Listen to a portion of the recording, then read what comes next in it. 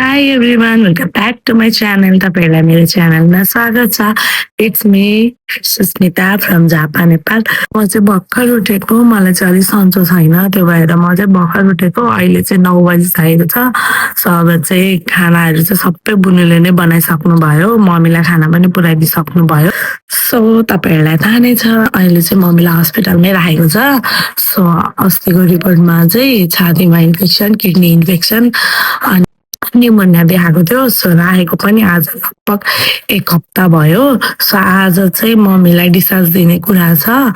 So discharge हुन्छ हुँदैन तपाईँहरूलाई म विस्तार रूपमा देखाउँछु. मेरो भ्लग हेर्दै जानु होला. हस्पिटल गएको आज हस्पिटलमा के गर्ने हामी भन न. आमा जाने अनि आमालाई ल्याउने कि नल्याउने? ल्याउने. ए आज हामी आमा लिन गएको है.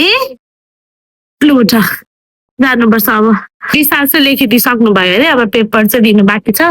सो हामी जाँदैछौँ अब 3 जना अब जाने अनि मम्मीलाई घर लिएर आउने.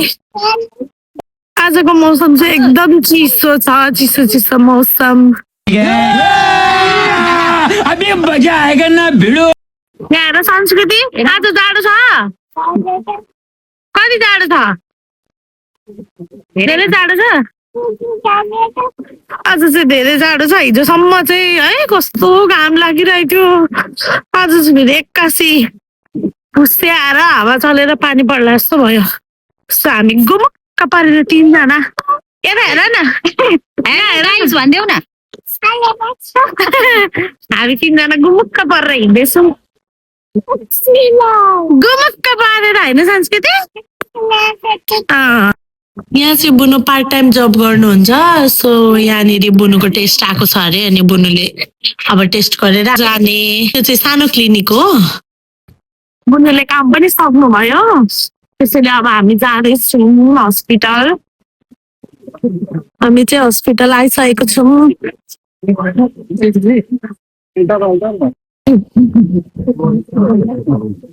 खै सन्चो हेर मम्मी.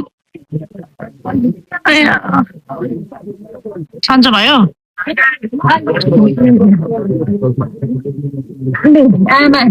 यहाँ कस्तो घाउ भयो.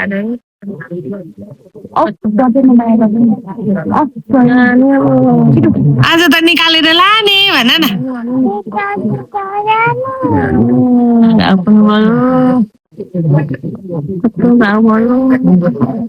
मम्मी अनि यहाँ हस्पिटलको बसाइ कस्तो भयो तपाईँको? राम्रो भयो. कतिको निको हुनु भएको छ जस्तो लाग्छ? धेरै सन्चो भयो. धेरै सन्चो भयो. अब घर गएर रेस्ट गर्ने, अलिअलि मुख बार्ने होइन. राति राति ननुहाउने.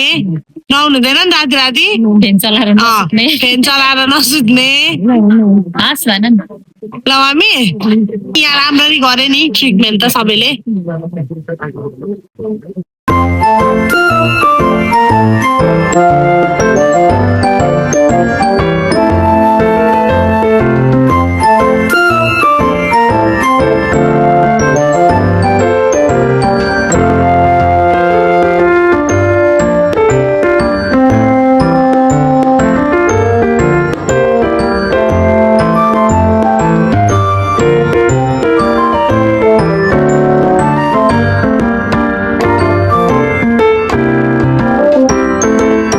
डिस्चार्जको सबै फर्मालिटीहरू सबै पुरा भइसक्यो. तर मेन इम्पोर्टेन्ट कुरा चाहिँ मैले के थाहा भयो भन्दाखेरि बिमा चाहिँ मेन इम्पोर्टेन्ट रहेछ क्या हाम्रो लाइफमा.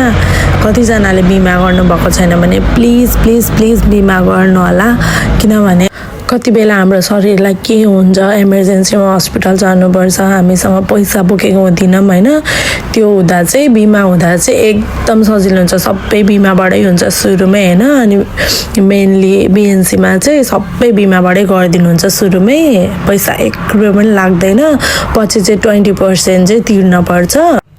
बिमाले चाहिँ हामीलाई धेरैभन्दा धेरै हेल्प गर्न सक्छ.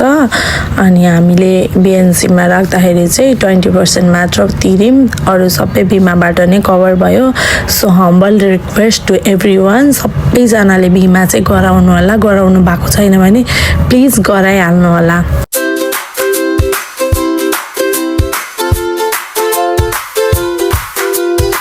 हामी चाहिँ हस्पिटलबाट निस्किसक्यौँ अब हामी घरतर्फ लाग्दैछौँ टेम्पोमा चढिसक्यौँ हामी चाहिँ घर आइसक्यौँ अनि मम्मी फ्रेस भएर खाजासाजा खाएर रेस्ट गरिरहनु भएको छ र अघिल्लो भिडियो हेरेर मम्मीलाई गेट वेल सुन भन्नुहुनेलाई पनि धेरै धेरै थ्याङ्क यू आजको भ्लग चाहिँ यहीँसम्मको रहेको छ thank you for watching guys